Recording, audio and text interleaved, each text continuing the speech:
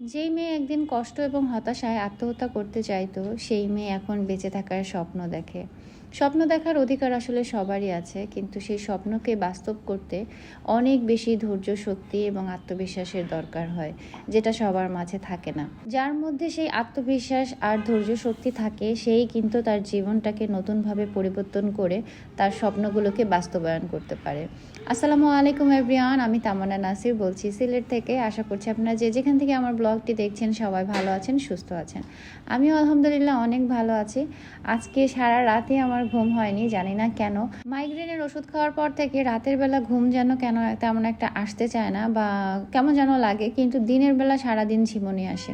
মানে ভারী এক সমস্যায় আছি। তো এভাবেই সারাটা রাত পার হয়ে গেছে। যখন ভোর 5:30টার মতো বাজে তখন একটু ভিডিও করেছিলাম।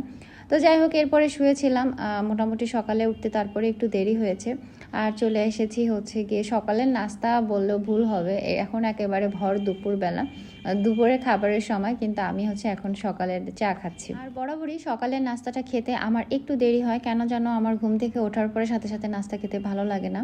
তো দেখা যায় ঘন্টা দুয়েক গেলে তারপরে একটু খেতে পারি, না হলে ঘুম ঘুম একটা ভাব আসলে থেকে যায়।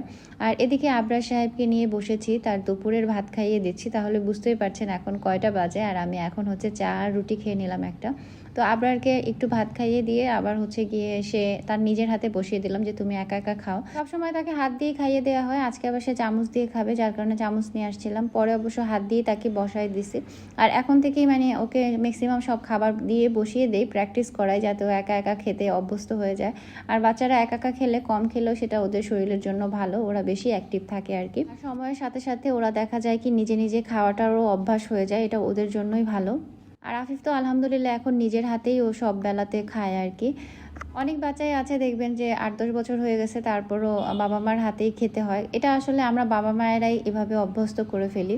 আপনারা যদি বাচ্চাকে ছোটবেলা থেকে ওর হাতে স্বাধীনভাবে খেতে দেন, ও কম খাক, বাট আস্তে আস্তে কিন্তু ওর অভ্যাস হয়ে যাবে, তখন ও ঠিকই খাবে। আর আফিফেরও স্কুল খুলে গেছে, সামনে ওর পরীক্ষাও, তো ওকে বসিয়েছি ওর হোমওয়ার্ক করানোর জন্য আর টুকটাক লেখার জন্য। আর এদিকে আমি ঘরটাও গুছিয়ে নিচ্ছি।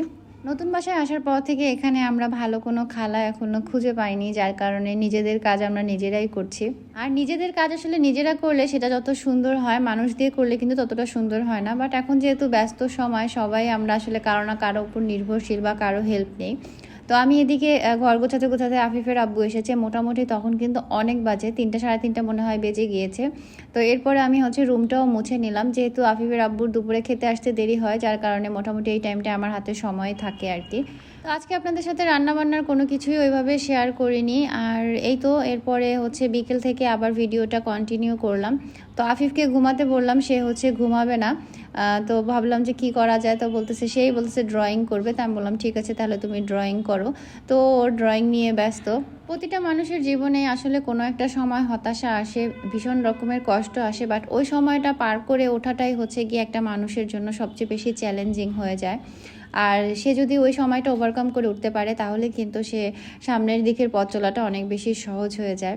তো সন্ধ্যার সময় হচ্ছে চিকেন পাস্তা রান্না করেছিল, তো সেটা একটু খেয়ে নিলাম। মজা হয়েছিল বেশ, তবে আমি পাস্তা নুডলস এই আইটেমগুলো তেমন একটা বেশি খেতে পারি না। তো এখন হচ্ছে আমি রেডি হয়ে নিব।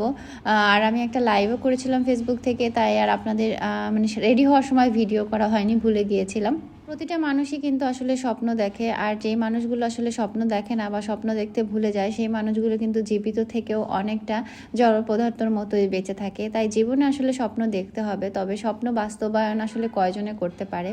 সেই স্বপ্নকে আসলে বাস্তবে পরিণত করতে অনেক অনেক বেশি ধৈর্যের দরকার। আর এই রাস্তাটা আসলে এত সহজ না, প্রচুর বাধা বিপত্তি, অনেক কষ্ট, অনেক পরিশ্রমের বিনিময়ে কিন্তু আপনার লক্ষ্যে আপনি পৌঁছাতে পারবেন। আর জীবনের যে মুহূর্তে এসে মনে হয় যে আসলে জীবনের কোনো মানেই থাকে না, মনে হয় যে মরে গেলেই হয়তো বেঁচে যাব, এরকম একটা বিষয় চলে আসে, ঠিক ওই জায়গা থেকেই কিন্তু জীবনের নতুন এক পরিবর্তন আসে এবং নতুনভাবে নিজের জীবনটার মনে হয় যে জন্ম হয়। এটাই হচ্ছে আপনার জীবনের সবচেয়ে মূল্যবান সময় এবং টার্নিং পয়েন্ট। ওই সময়টাতে আপনি যেভাবে নিজেকে আঁকড়ে ধরে রাখতে পারবেন, বাস্তবতাকে যত ভালোভাবে হ্যান্ডেল করতে পারবেন, আপনার জীবনের মানে ভবিষ্যৎ সময়টা অত বেশি সুন্দর হয়ে আপনার সামনে ধরা দিবে। তো যাই হোক, আমি এখানে কথা বলতে বলতে আজকে হচ্ছে চলে এসেছি আমার পাইকারি বাজারে, হচ্ছে ফার্স্ট টাইম প্রমোশনাল লাইভের জন্য এসেছি। তো যেহেতু আজকে একদম প্রথম দিন, তাই আফিফের আব্বুকে একটু রিকোয়েস্ট করলাম যে তুমি আমাকে একটু সময় দাও, আমাকে একটু দিয়ে আসো। অন্যান্য দিন হয়তো বা আমি একাই যেতে পারবো, আর প্রথম দিন একটা কাজে গেলে দেখা যায় যে তখন ভালো লাগে আর কি, নিজের কাছের মানুষটা যদি সঙ্গ দেয়। তো সে অনেক বেশি ব্যস্ত ছিল, তারপরেও আমাকে নিয়ে এসেছে। আর পাইকারি বাজার ব্রাঞ্চ শপটা হচ্ছে সিলেটের বারুদখানা পয়েন্টে আজগর স্কোয়ারের 3য় তলায়। তো সেখানে চলে এসেছি, এসে আমি ড্রেসটা চেঞ্জ করে নিলাম, যেহেতু ফার্স্ট লাইভ তাই আগে ভাগে আর ড্রেস নেওয়া হয়নি, নাহলে বাসা থেকে রেডি হয়ে আসতাম আর কি। তো এসে আমি হচ্ছে আমার লুকের সাথে মিলিয়ে একটা ড্রেস সিলেক্ট করে নিলাম। দেন হচ্ছে আজকে হচ্ছে পাকিস্তানি ড্রেসের হচ্ছে ফার্স্ট লাইভটা ছিল আর কি। তো এখানে লাইভে সব কিছু একটু গুজগাজ করা লাগছে, যেহেতু ফার্স্ট টাইম, যার কারণে সব কিছু অ্যারেঞ্জ করতে একটু সময় লাগছে আর কি। আসলে জীবন কিন্তু ছবির মতো সুন্দর না, জীবনে কিন্তু সবারই কষ্ট, দুঃখ, তারপর হতাশা অনেক বেশি থাকে। সুখের সময়গুলো খুবই কম থাকে, কিন্তু সুখের ওই সময়টাকে মন প্রাণ ভরে আসলে উপভোগ করা উচিত। আর কষ্টের সময়ে বা হতাশার সময়ে ধৈর্য ধরে সামনের দিকে এগিয়ে যাওয়াটাই হচ্ছে গিয়ে আপনার জীবনের মেন লক্ষ্য হওয়া উচিত। মানুষের জীবনে অনেক সময় যে কষ্টের সময়, হতাশার সময়টা আমরা ঠিকভাবে কাটিয়ে উঠতে পারি না। আমরা অনেক সময় মানে মরে যাওয়ার চিন্তা ভাবনাও করি, কিন্তু এটা আসলে ঠিক না। আমাদের এই সময়টা ওভারকাম করে সামনের দিকে চলে আসতে হবে। জীবন কিন্তু একটাই, সো জীবনটাকে ভালোভাবে অতিবাহিত করার দায়িত্ব কিন্তু আপনার। যদি এমন হতো যে না, মরে যাওয়ার পরে আমি আবার আরেকটা জীবন পাবো, তাহলে হয়তো এই সিদ্ধান্তটা ঠিক ছিল। কিন্তু জীবন যেহেতু একটাই, সো বেঁচে থাকতে হলে আপনাকে সংগ্রাম করেই বেঁচে থাকতে হবে, এবং এই জীবনটাকে কিভাবে আরও বেশি সুন্দর করা যায় সেই লক্ষ্যে আসলে এগিয়ে যেতে হবে। ফার্স্ট লাইভ ছিল, সব কিছু মিলে আসলে সময়টা ভালোই কেটেছে। তো লাইভ শেষ করলাম, এখন হচ্ছে বাসায় ফিরে যাওয়ার পালা। আমি তুমি কে? আমি তুমি কে? আমি ছোট্ট বাবু। তুমি ছোট্ট বাবু, আর তুমি বড় বাবু? হ্যাঁ, তুমি কি বাবু? ছোট্ট বাবু। ছোট্ট বাবু। সালাম দিল না তো? আসসালামু ওয়ালাইকুম আসসালাম। আফিফ কই, সালাম দিল না? আলাইকুম। ওয়ালাইকুম আসসালাম। কি খাবা তোমরা? ললিপপ খাবো, ললিপপ খাবো। আর দুইজনের বায়না ছিল তারা ললিপপ খাবে। আজকে ইচ্ছে ছিল তাদের জন্য ভালো স্পেশাল কিছু নিয়ে আসবো বা বাসার সবার জন্য, কিন্তু আসলে টাইমিংটা মিলাতে পারিনি, এই জন্য আর আনা হয়নি। একটা ললিপপ পেয়ে যেই খুশি, মনে হচ্ছে যে একদম ঈদের খুশি তাদের, সেটা দেখেই ভালো লাগছিল। দুজন আবার আমাকে বাঁশি বাজিয়েও দেখাচ্ছে, আর এরপরে ফাঁকে আবার দুজন চলে আসছে, আম্মু তুমি খাও। তো জোর করে আমাকে খেতেই হবে, না খেলে চলবে না। তো আমাকে খাইয়ে দিল, আবার তারাও খাচ্ছে, এই হচ্ছে তাদের অবস্থা। এরপরে আবরার বলতেছে নাচো, মানে গান ছেড়েছিলাম তো সে নিজেই বলতেছে নাচো, তো আমাকে নিয়েও সে আবার একটু নেচে নিল। আর আজকের ভিডিও দেখে অনেকেই হয়তো বলবেন যে আপু এরকম কথা কেন বলছেন। মনের মতো আমার জীবনেও প্রচুর কষ্টের সময় ছিল, তো সব কিছু আসলে সব সময় শেয়ার করা হয় না। তো আসলে সুখের সময়গুলোই আপনাদের সাথে শেয়ার করতে বেশি ভালো লাগে।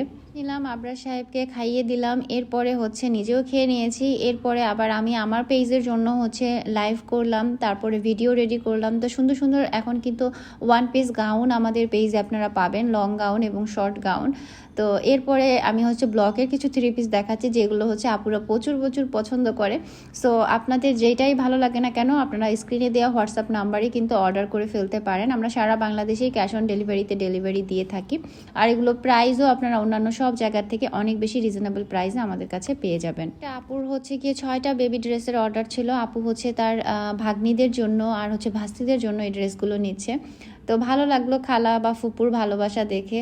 আর এছাড়াও এই ড্রেসগুলো কিন্তু এখনও আমাদের স্টকে আছে। তো আপনারা যারা অর্ডার করতে চান, মোটামুটি 0 থেকে 5-6 বছর পর্যন্ত অ্যাভেলেবেল আছে, তারা কিন্তু অর্ডার করে ফেলতে পারেন। তবে পিঙ্ক কালার কেউ অর্ডার করেন না, কারণ পিঙ্ক কালার যা ছিল সবই স্টক আউট হয়ে গেছে আর কি। আর এই ড্রেসগুলো আসলে সেল করা খুবই ডিফিকাল্ট, কারণ মাপ অনুযায়ী, ডিজাইন অনুযায়ী মিলানো কি যে ঝামেলা। মানে নর্মালি 3 পিস সেল করা খুবই ইজি, বাট এগুলো সেল করা খুবই কঠিন। আর এগুলো কিন্তু প্রফিটও খুবই সীমিত থাকে। আর যেহেতু একেবারে হাতের কাজের জিনিস, এগুলো রেডি করতেও কিন্তু খুবই সময়ের ব্যাপার আর কি। কাটার তৈরি বাচ্চাদের এই ড্রেসগুলো এবং ব্লকের যে 3 পিস দেখালাম, তারপরে গাউনগুলো দেখালাম, এই সবগুলোই কিন্তু আপনারা চাইলে অর্ডার করতে পারেন। স্ক্রিনে দেওয়া হোয়াটসঅ্যাপ নাম্বারে ইনবক্স করলেই হবে। আমরা সিলেট শহর এবং সারা বাংলাদেশেই কিন্তু ডেলিভারি দিয়ে থাকি। তো এরপরে হচ্ছে গিয়ে সবচেয়ে বড় কষ্টের কাজ, সেটা হচ্ছে মেকআপ তোলা। মেকআপ করা যেমন কষ্ট, তার থেকে বেশি বিরক্ত লাগে মেকআপ তুলতে, কিন্তু এটা না তুললে মনে আবার শান্তিও লাগে না। সো যাই হোক, কষ্ট করে হলো মেকআপটা রিমুভ করে নিলাম। এবার একটা ফ্রেশ ঘুম দিব। আর ব্লগ কেমন লাগলো অবশ্যই কমেন্ট করে জানাবেন। ভালো থাকবেন সবাই, দেখা হয়ে যাবে নতুন আরেকটি ভিডিওতে। সেই পর্যন্ত আল্লাহ হাফিজ, আসসালামু আলাইকুম।